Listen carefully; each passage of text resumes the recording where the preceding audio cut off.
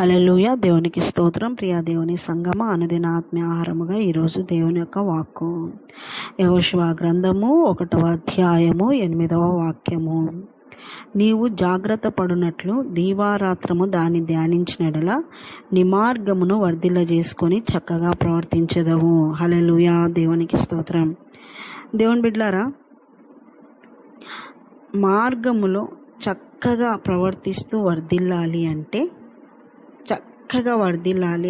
చక్కగా ప్రవర్తించాలి అంటే నీ జీవితం కూడా జాగ్రత్తగా ఆశీర్వాదకరంగా ఉండాలి అంటే నువ్వేం చేయాలి అని తెలియజేస్తున్నాడంటే దేవుడు, దీవారాత్రము దాన్ని ధ్యానించవలెను. దేన్ని ధ్యానించవలెను? దేవుడిచ్చినటువంటి ధర్మశాస్త్రము, దేవుడిచ్చినటువంటి వాగ్దానాలు, దేవుడిచ్చినటువంటి వాక్యము, దేవుడిచ్చినటువంటి ఈ పరిశుద్ధ గ్రంథాన్ని దీవారాత్రము ధ్యానించాలంట. అప్పుడు నీ మార్గమును వర్ధిల్లజేసుకుందువు. నీ మార్గములో వర్ధిల్లడము నువ్వు చేసుకోవాలి అంటే ధర్మశాస్త్రము, దేవుని వాక్యం ధ్యానించాలి. వర్ధిల్ల చేసుకోవాలి అంటే నీకు తెలియాలి కదా ఎలా వర్ధిల్ల చేసుకోవాలని. ఒక వ్యక్తి పొలం తీసుకున్నాడు, ఆ పొలాన్ని బాగా పండించుకొని బాగా వర్ధిల్ల చేసుకోవాలి అంటే ఆ పొలం గురించి తెలిసి ఉండాలి. ఆ పొలములో ఒక్కొక్క నేల ఒక్కొక్క రకంగా ఉంటుంది. ఒక్కొక్క నేలలో ఒక పంట పండుతుంది, ఒక పంట పండదు. ఏ గింజ వేయాలి, ఏ ధాన్యం వేయాలి, ఏ ఏ ఏ ఏ ఏ ఇత్తనాలు వేయాలి, ఎప్పుడు వేయాలి, ఎలా మందులు కొట్టాలి, ఎలాగా కోసుకోవాలి, ఇవన్నీ కూడా గొప్పగా వర్ధిల్ల చేసుకోవాలి అంటే దాని గురించిన జ్ఞానము ఆ బిడ్డకు ఉండాలి, ఆ రైతుకు ఉండాలి, ఆ వ్యవసాయం చేసే వ్యక్తికి ఉండాలి. ఊరికే ఏ జ్ఞానము లేకుండా, ఏ జాగ్రత్త లేకుండా, ఏది తెలియకుండా నువ్వు ఏదో వేసేస్తే విత్తనము పంట రాలేదు, వర్ధిల్లబడలేదు అని అంటే, నువ్వు వర్ధిల్లబడ్డానికే నువ్వు కానీ నిర్ణయించుకుంటే, నువ్వు వర్ధిల్లాలి, నా మార్గాలు చక్కగా వర్ధిల్లాలి, నా పంట చక్కగా వర్ధిల్లాలి, నేను వేసే పంట ఈ పొలంలో చక్కగా వర్ధిల్లాలి అంటే నువ్వు కష్టపడి తెలుసుకోవాలి. నీ మార్గంలో నువ్వు చక్కగా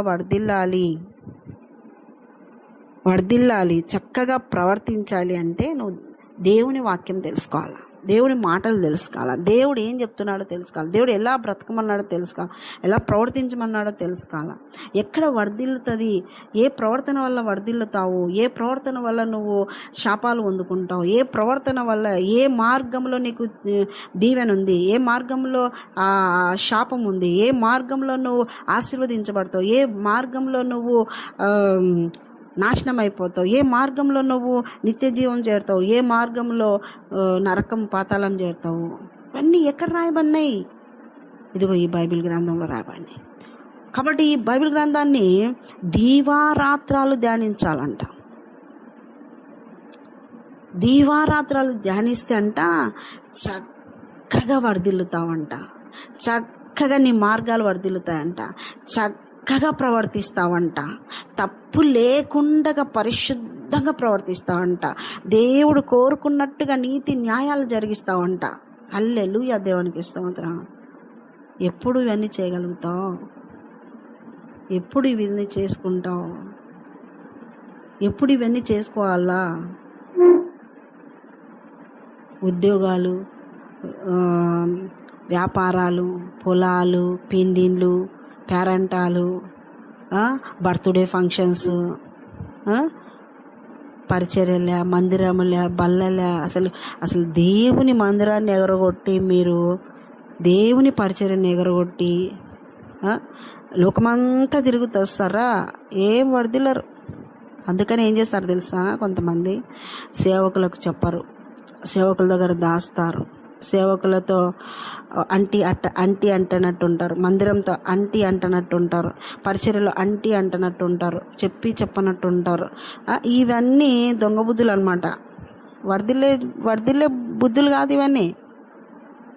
నువ్వు చక్కగా వర్ధిల్లాలని దేవుడు కోరుకుంటున్నాడు, కానీ నువ్వేం కోరుకుంటున్నావు? చక్కగా లోకంలో వర్ధిల్లుతా అంటారు, చక్కగా బంధువుల మధ్యలో వర్ధిల్లుతా అంటారు, చక్కగా వ్యాపారాల్లో వర్ధిల్లుతూ, ఉద్యోగాల్లో వర్ధిల్లుతూ, అక్కడిక్కడ వర్ధిల్లుతూ దేవుని దేవుని వాక్యాన్ని ధ్యానించరు. అందుకని ఆత్మీయ స్థితిలో కూడా వర్ధిల్లరు. దేవుని సంగమా, నువ్వు దేవుని మాటను పట్టుకొని వర్ధిల్లేది ఉంది, దేవునికి మాట వినకుండా కూడా వర్ధిల్లేది ఉంది.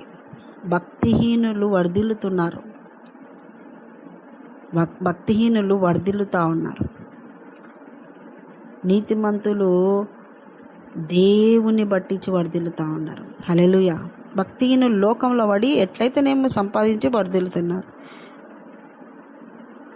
ఏది విశ్వాసి కలిగి ఉండాలి అంటే వాక్యాన్ని ధ్యానిస్తూ, వాక్య ప్రకారం బ్రతుకుతూ, ప్రతి దాంట్లో మొదటి స్థానం దేవునికి ఇస్తూ, దేవుని వాక్యమును ధ్యానిస్తూ, దీవారాత్రాలు ధ్యానిస్తూ వర్ధిల్లాలి. దీవారాత్రాలు ధ్యానించాలి. కొంచెం సమయం ఇవ్వడం లేదు వాక్యానికి. ఆ ఆదివారం కూడా పియోమంటూ ఎప్పుడైపోతుందా సండే, ఎప్పుడైపోతుందా ఈ ప్రార్థన, ఈ పరిచర్య. ఒక్క ఆదివారానికే పరిచర్యకు అల్లాడిపోతారు. ఒక్క ఆదివారానికే ఉదయం నుండి సాయంకాలం దాకా ఉండి పరిచర్య చేసేసరికి ఆయాస పడిపోతూ ఉంటారు.